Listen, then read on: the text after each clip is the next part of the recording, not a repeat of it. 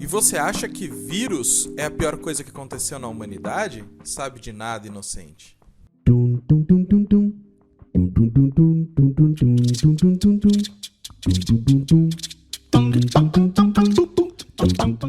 Bem-vindo, alunos e curiosos de plantão. Meu nome é Tarek e hoje nós vamos falar sobre as bactérias.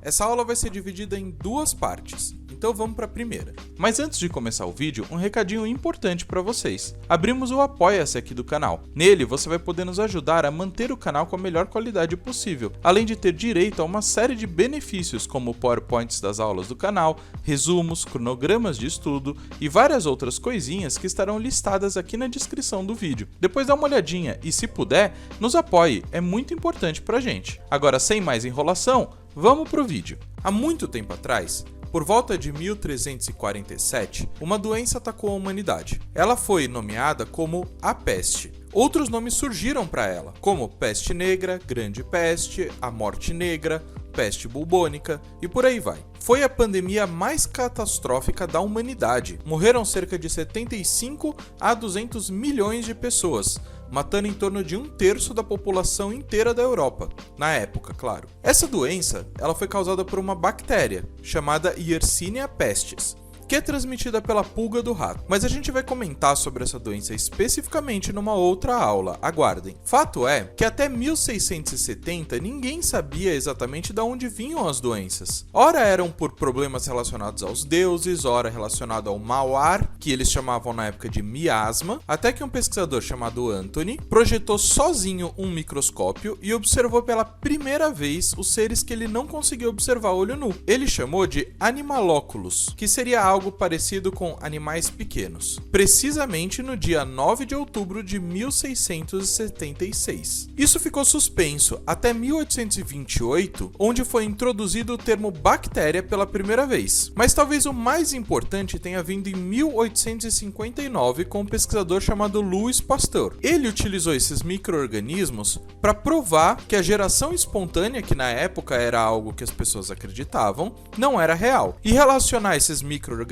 com enfermidades da época. Essa relação com as doenças foi principalmente estudada por um outro pesquisador chamado Robert Koch, que é considerado o pioneiro no estudo de micro-organismos infecciosos. As experiências de Pasteur foram muito importantes para a biologia e a gente vai falar dela em uma outra aula também. Aguardem. A peste negra foi uma das bactérias que mudou a vida de muitas pessoas, mas na verdade, várias espécies mudaram a vida das pessoas. Por exemplo, tétano, a tuberculose, a coqueluche e muitas outras doenças são causadas por bactérias. Mas é claro que elas não causam só mal. Existem espécies de bactérias que são muito importantes para os seres humanos, como por exemplo, a bactéria Escherichia coli, que é utilizada para sintetizar insulina para diabéticos. Na natureza, elas também são muito importantes, principalmente porque elas fazem parte do ciclo do nitrogênio, nos processos de fixação, nitrificação e amonização, e elas também participam do ciclo do carbono, fazendo a decomposição de organismos mortos. A gente vai ver esses ciclos biogeoquímicos em uma outra aula, aguarda. Mas como que essas bactérias são? Primeiro, a gente tem que dizer que elas estão inseridas dentro do domínio bactéria. E existem alguns organismos muito parecidos com as bactérias, que são as árqueas, a gente vai tratar delas também. Mas inicialmente, vamos falar do domínio bactéria. Esse domínio, ele possui um reino, e esse reino é chamado de monera. Para ser um monera, você precisa seguir algumas características. Ser unicelular, procarionte, possuir ribossomos, membrana plasmática, parede celular e aloplasma,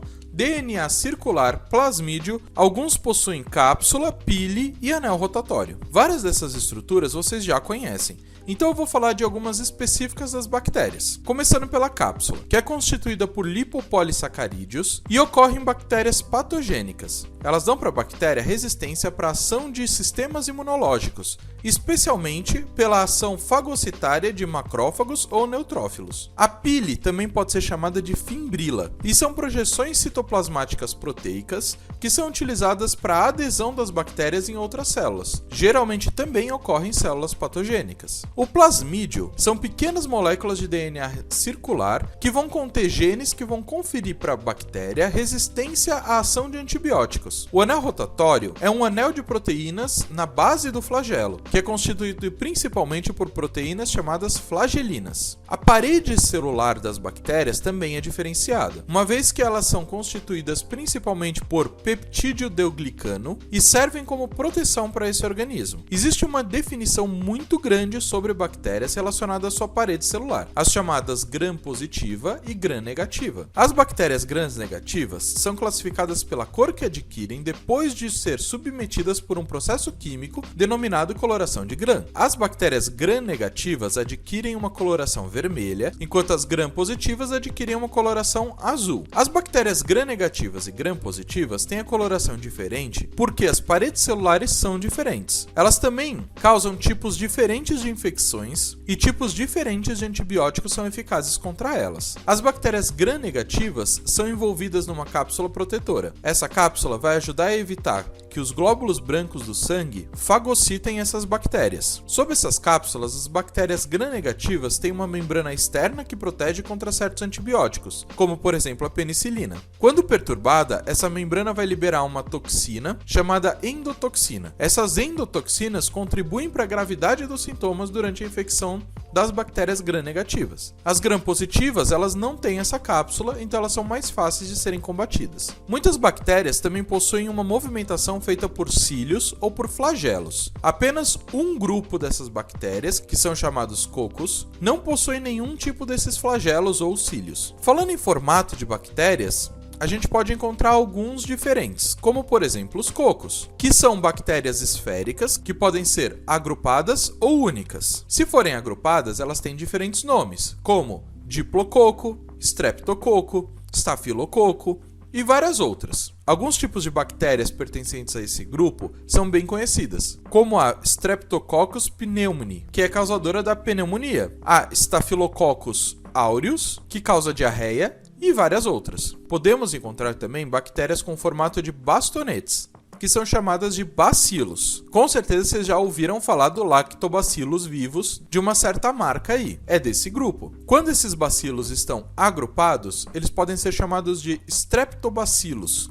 Um bom exemplo são os bacilos anthracis, também conhecido por anthrax. Ou podem, em alguns casos, ser flagelados, como o Salmonella typhi, que é causadora da febre tifoide. Em relação ao número e à disposição dos flagelos, as bactérias elas podem ser classificadas em monotríquias, que tem um flagelo polar, lofotríquias, que tem tufos de flagelos, anfitríquias, que tem um flagelo ou um tufo em cada polo, e peritríquias, que tem flagelos em toda a sua superfície. Ainda podemos ter bactérias com outros formatos, como vibriões, espirilos, espirioquetas e várias outras, cada um com um formato diferente. O importante é que o formato é uma das características mais importantes para sua taxonomia e é utilizado para identificar qual doença que a gente está falando. Uma boa sugestão é procurar a aula de armas biológicas aqui do canal. Ela irá dar alguns detalhes sobre essas doenças e a utilização delas nas guerras. Tá lá na playlist de curiosidades, vai conferir.